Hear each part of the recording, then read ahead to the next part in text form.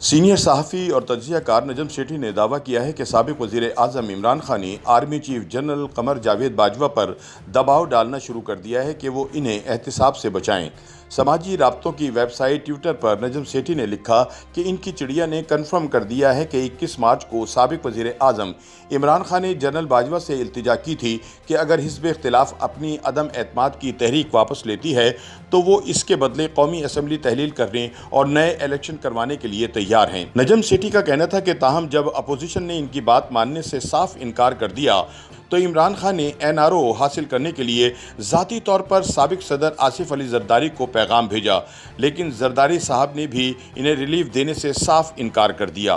سیٹھی نے لکھا ہے کہ اب عمران خان ممکنہ فوجداری مقدمات سے بچنے کے لیے army chief general Qamar Javed Bajwa پر دباؤ ڈال رہے ہیں۔ دوسری جانب سینئر صحافی طلعت حسین نے بھی اسی قسم کی خبر دیتے ہوئے کہا ہے کہ عمران خان نے اپنے قریبی دوست ملک ریاض حسین کو اپنے خلاف تحریک عدم اعتماد پر ووٹنگ سے قبل آصف زرداری کے پاس بھیجا اور ووٹنگ کا حصہ نہ بننے کی درخواست کی، لیکن انہوں نے صاف انکار کر دیا۔ سیاسی تجزیہ کاروں کا کہنا ہے کہ عمران خان کی جانب سے امریکہ کے بعد اب پاکستانی فوجی قیادت کے خلاف شروع کی گئی سوشل میڈیا مہم کا بنیادی مقصد آرمی چیف جنرل باجوہ پر NRO حاصل کرنے کے لیے دباؤ ڈالنا ہے۔ اس مہم کا ایک اور مقصد فوج میں درار پیدا کرنا ہے اور اس سلسلے میں ریٹائرڈ فوجیوں کی ایکس سروس مین سوسائٹی عمران کا بھرپور ساتھ دے رہی ہے۔ ان حالات میں سیاسی اور سماجی صورتحال انتہائی خطرناک ہو چکی ہے۔ PTI کی قیادت کی طرف سے عوام کو مسلسل تشدد پر اکسایا جا رہا ہے۔ سوشل میڈیا پر سپریم کورٹ کے ججوں، الیکشن کمیشن اور فوجی قیادت کو باقاعدہ گالیاں دی جا رہی ہیں۔ حال ہی میں عمران نے الیکشن کمیشن کے افسران کے گھروں پر جا کر احتجاج کرنے کی کال دی، جبکہ شیریں مزاری اور PTI کے متعدد لیڈران کی طرف سے مفتاح اسماعیل اور رانا ثناء اللہ کے خلاف توہین مذہب کے جھوٹے الزامات لگا کر عوام کو مشتعل کیا گیا۔ سیاسی تجزیہ کاروں کا کہنا ہے کہ عمران دانستہ طور پر ملک کو خانہ جنگی کی طرف دھکیلتا نظر آ رہا ہے، لیکن حیران کن طور پر ریاست کا قانون اور ملک کے سیکیورٹی ادارے اس کے سامنے بے بس دکھائی دیتے ہیں۔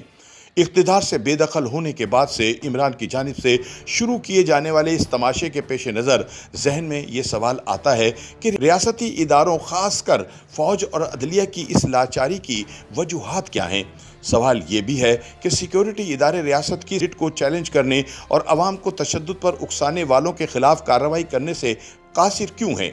اس سوال کا جواب دیتے ہوئے سیاسی تجزیہ کار کہتے ہیں کہ پاکستانی سیکیورٹی اسٹیبلشمنٹ آج اپنے ہی بنائے ہوئے جال میں پھنس چکی ہے اور اسے باہر نکلنے کا کوئی راستہ دکھائی نہیں دے رہا۔ اسٹیبلشمنٹ کی طرف سے گزشتہ کئی دہائیوں سے اس بیانیے کو تواتر کے ساتھ فروغ دیا جاتا رہا کہ سیاستدان بے ایمان، نااہل اور ملک کی سالمیت کے لیے خطرہ ہیں۔ اس بیانیے کا فائدہ اٹھاتے ہوئے کئی مارشل لا لگائے گئے۔ عوام کے ساتھ ساتھ خود فوج کے افسران بھی اس پروپیگنڈے کا شکار بنے۔ جب عمران خان کو سیاست میں متعارف کروایا گیا تو اس بیانیے پر بھرپور زور دیا گیا۔ عوام کو تاثر دیا گیا کہ مسلم لیگ نون اور پیپلز پارٹی چوروں اور ملک دشمنوں کے ٹولے ہیں، جبکہ عمران ایک صاف، نیک اور ایماندار شخص ہے جو ملک اور قوم کی بہتری چاہتا ہے اور وزیر اعظم بن کر ملک کی تقدیر بدل دے گا۔ نتیجہ یہ نکلا کہ ریٹائرڈ یا حاضر سروس فوجی افسران اور اپر مڈل کلاس سے تعلق رکھنے والے افراد عمران کو ایک مسیحا سمجھنے لگے، جبکہ ان کے دلوں میں دیگر سیاسی پارٹیوں کے خلاف نفرت شدید تر ہوتی گئی۔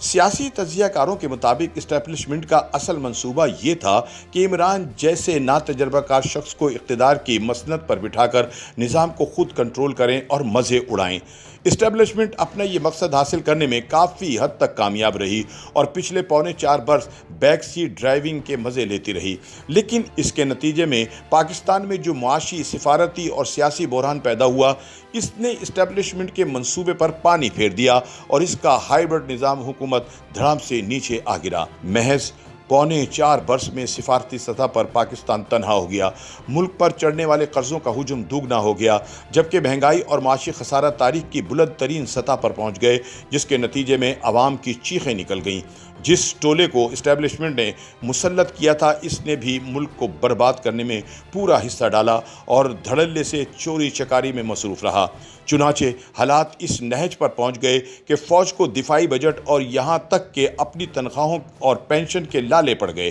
اور اس کے علاوہ ایک نااہل اور ناکام حکومت کا ساتھ دینے کی وجہ سے فوجی قیادت کو عوامی تنقید کا بھی براہ راست نشانہ بننا پڑ رہا تھا، جس سے تنگ آ کر فوجی قیادت نے عمران سے جان چھڑانے کا فیصلہ کیا اور بظاہر سیاست سے دوری اختیار کرتے ہوئے نیوٹرل ہو گئی۔ یہی وہ وقت تھا کہ جب موقع سے فائدہ اٹھاتے ہوئے اپوزیشن جماعتوں نے عمران خان کے خلاف تحریک عدم اعتماد لانے کا فیصلہ کیا، لیکن یہاں یہ مسئلہ آڑے آ گیا کہ فوج میں پچھلی کئی دہائیوں سے جاری سیاستدان مخالف پروپیگنڈے کا شکار موجودہ اور ریٹائرڈ فوجی افسران نہ صرف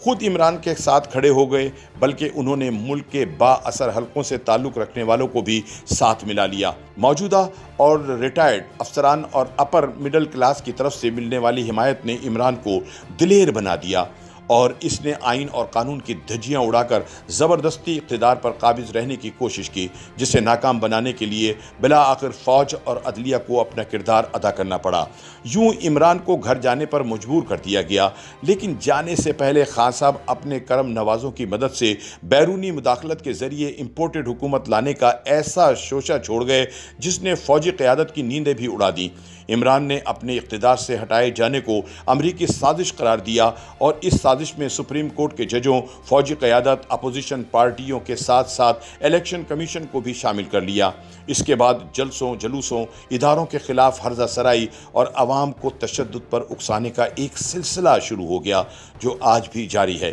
لیکن فوجی قیادت اس ڈر سے خاموش ہے کہ اگر اس نے کوئی انتہائی قدم اٹھایا تو اس کے ماضی میں شریف اور زرداری مخالف پروپیگنڈے کا شکار عمران کے شیدائی موجودہ اور ریٹائرڈ افسران اور با اثر عوامی حلقوں کی طرف سے شدید ترین رد عمل آئے گا۔ لہٰذا سیاسی تجزیہ کاروں کا کہنا ہے کہ موجودہ حالات میں جبکہ ملک معاشی طور پر دیوالیہ ہونے کے قریب ہے، اس سارے تماشے کا نتیجہ بہرحال خوفناک ہی نکلے گا اور عوام جو پہلے ہی بدحال ہے مزید بدحالی کے ساتھ ساتھ خانہ جنگی کا بھی شکار ہو جائے گی۔